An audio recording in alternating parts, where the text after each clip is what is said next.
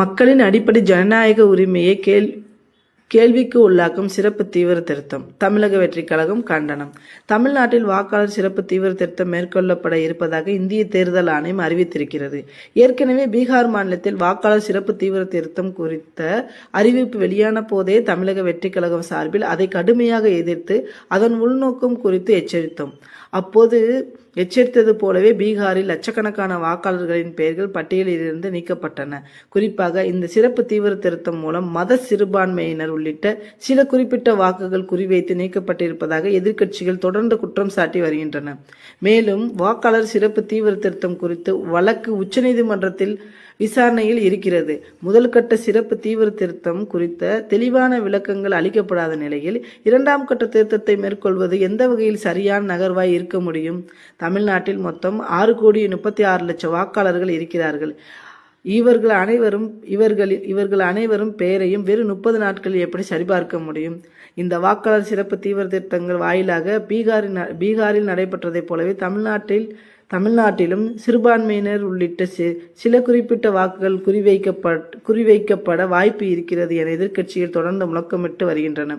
இப்படி நடக்காது என்பதற்கு என்ன உத்தரவாதம்? தேசிய குடிமக்கள் பதிவேட்டு முறை நடைமுறைப்படுத்தப்படும். அசாமில் மட்டும் தனியாக சிறப்பு தீவிர திருத்தம் மேற்கொள்ளப்படும் என்கிற அறிவிப்பும் இந்த சந்தேகத்தை மேலும் வலுப்படுத்துவதாகவே உள்ளது. ஏற்கனவே சிறப்பு தீவிர திருத்தம் என்கிற குழப்பமான நடைமுறையை விடுத்து ஏற்கனவே இருக்கும் நடைமுறையை தொடர வேண்டும் என தமிழக வெற்றிக் கழகம் வலியுறுத்துகிறது. மேலும் தற்போது வாக்காளர் பட்டியல் திருத்தப்படும் நிலையில் இது தொடர்பாக தமிழக வெற்றிக் கழகம் சில ஆலோசனை முன்வைக்கிறது. 1. வாக்காளர் பட்டியலில் ஏதேனும் தவறுகள் இருப்பின் முறையான படிவத்தின் பட்டியலில் திருத்தம் நடைமுறை வாயிலாக அதனை சரி செய்து சரியான வாக்காளர் பட்டியலை வெளியிட வேண்டும். 2. இந்த நடைமுறை வாயிலாக புதிய வாக்காளர்களை சேர்க்க வேண்டும். இறந்தவர்களின் பெயர்களையும் போலியான பெயர்களையும் நிரந்தரமாக நீக்க வேண்டும். 3. புதிய வாக்காளர்களுக்கான அடையாள மற்றும் வயது ஆதாரத்திற்கு ஆதார் அட்டையை ஒரு ஆவணமாக ஏற்க வேண்டும். 4. திருத்தம் செய்து இறுதி செய்யப்பட்ட வாக்காளர் பட்டியலை அரசியல் கட்சிகளின் பாக முகவர்கள் சரிபார்க்கும் வகையில் அவர்களுக்கு வழங்கப்பட வேண்டும். 5. வேட்புமனு தாக்கலுக்கான இறுதி தேதிக்கு பிறகு புதிய வாக்காளர்களை சேர்க்கக்கூடாது. 6. வாக்காளர் திருத்த நடைமுறை முடிவடைந்து புகைப்படத்துடன் கூடிய வாக்காளர் பட்டியலை இறுதி செய்யப்பட்டவுடன் அரசியல் கட்சிகளுக்கு டிஜிட்டல் இயந்திரத்தில் வாசிக்கக்கூடிய வடிவில் அப்பட்டியல் வழங்கப்பட வேண்டும். 7. இறுதி செய்யப்பட்ட வாக்காளர் பட்டியலை இணையத்தில் எளிதில் தேடும் வசதியுடன் வெளியிட வேண்டும்.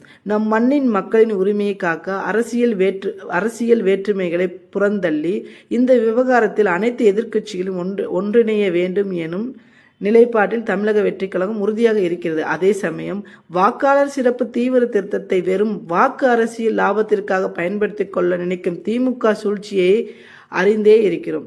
அண்டைய மாநிலமான கேரள அரசு சிறப்பு தீவிர திருத்தத்திற்கு எதிராக சட்டமன்றத்தில் தீர்மானம் இயற்றியுள்ளது. கேரள அரசின் இந்த நடவடிக்கை அம்மக்களின் உரிமை மீதான அக்கறையை காட்டுகிறது. ஆனால் சிறப்பு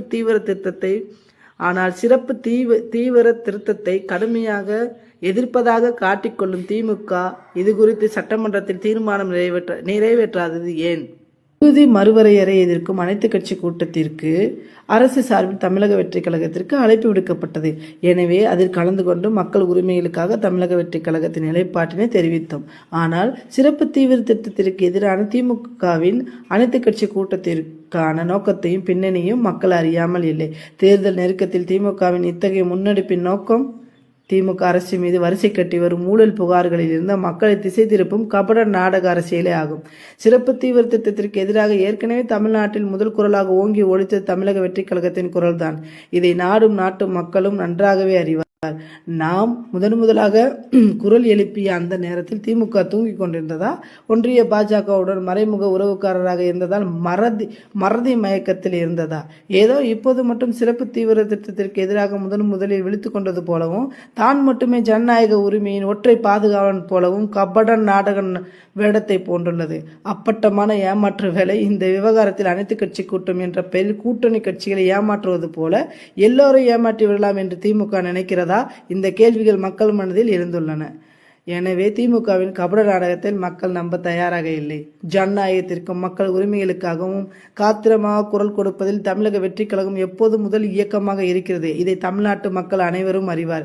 ஜனநாயகம் மற்றும் மக்கள் உரிமைகளுக்கு எதிராக செயல்பட்டால் அது ஒன்றிய பாஜக அரசாக இருந்தாலும் அல்லது வேறு யாராக இருந்தாலும் சமரசமின்றி எதிர்ப்பதில் தாவேகா எப்போதும் போல தீர்க்கமாக இருக்கும். ஆகவே சிறப்பு தீவிர திருத்தம் குறித்து மக்களுக்கு தெளிவாக விளக்குவதற்காக தமிழக வெற்றிக் கழகத்தின் சார்பாக விழிப்புணர்வு கருத்தரங்கம் மற்றும் தமிழகம் முழுவதும் முகாம்கள் நடத்தப்படும். தமிழக வெற்றிக் கழகத்தின் மாநில, மாவட்ட, ஒன்றிய, வட்ட பகுதி கிளை நிர்வாகிகள் என அனைவரும் சிறப்பு தீவிர திருத்த பணிகளை விழிப்போடு கண்காணிப்பார். மக்கள் நலன், ஜனநாயகம் மற்றும் உரிமைகள் சார்ந்த அனைத்திலும் மக்களுடன் மக்களாக மக்கள் பக்கம் மட்டுமே தமிழக வெற்றிக் கழகம் உறுதியாக நிற்கும் என்பதை தெரிவித்துக் கொள்கிறோம்.